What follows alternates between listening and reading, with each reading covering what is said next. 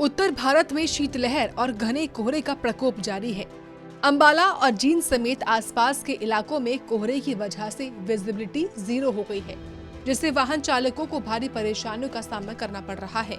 कोहरे की वजह से वाहनों की रफ्तार धीमी हो गई है, जिससे यातायात प्रभावित हो रहा है। जींद के आसपास के इलाकों में तापमान गिरकर 7 डिग्री सेल्सियस तक पहुंच गया है। ठंडी हवाएं 8 किलोमीटर प्रति घंटे की रफ्तार से चल रही हैं, जिससे ठंड का असर और बढ़ गया है। ठंड से बचने के लिए लोग घरों में ही रहने को मजबूर हैं। कई जगहों पर लोग अलाव जलाकर ठंड से राहत पाने की कोशिश कर रहे हैं।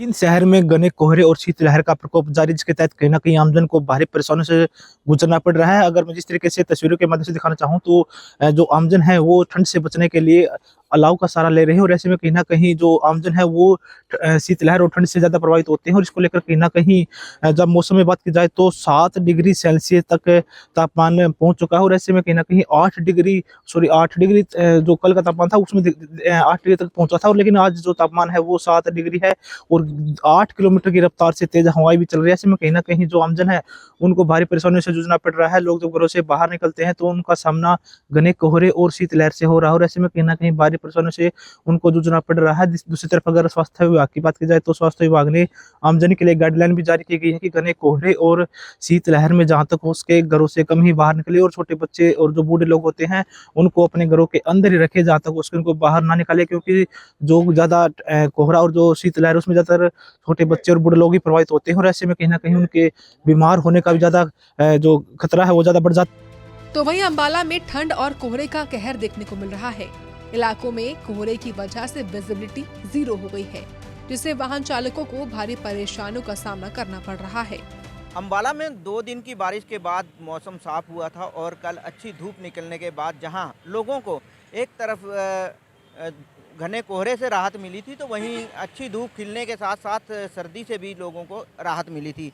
आज रात को आसमान साफ था और तारे निकले हुए थे, और जिसके चलते कहीं ना कहीं रात को जो तापमान था उसमें गिरावट देखी गई थी, लेकिन सुबह हालांकि साफ था मौसम और धूप भी निकल आई थी, लेकिन उसके बावजूद एकदम से अचानक जो है मौसम बदला और घना कोहरा छा गया। लेकिन कुछ देर के बाद ही वो घना कोहरा अब छटता नज़र आ रहा है। मैं दिखाना चाहूँगा कि पीछे जो अभी अंबाला में धूप खिली हुई है, और अभी कुछ देर पहले अंबाला में काफ़ी घना कोहरा छाया हुआ था। अभी भी हल्का हल्का कोहरा सामने देखने को मिलेगा, और जिसके चलते वाहन चालकों को काफ़ी परेशानियों का सामना जरूर करना पड़ा था।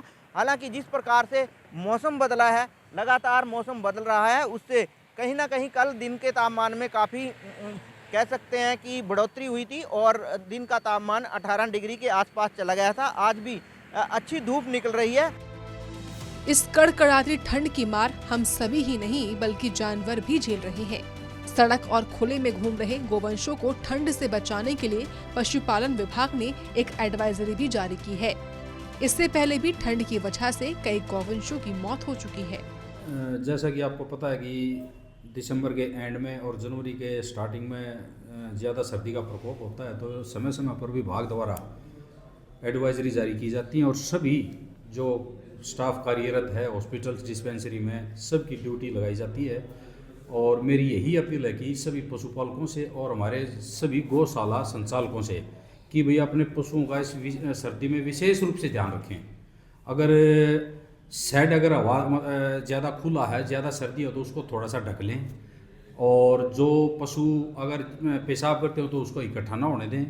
और बड़े पशुओं को जो ज़्यादा थोड़ा सा बड़े हैं, वीक हैं, उनका विशेषतर ध्यान रखें। थोड़ा सा उनको गुड़ भी खिलाएं, और जहाँ ये पशु बैठते हैं वहाँ सूखे इत्यादि जैसे पराली का है या कोई सूखा है, उसका जहाँ ये बैठते हैं उनका सूखे का इंतजाम करें।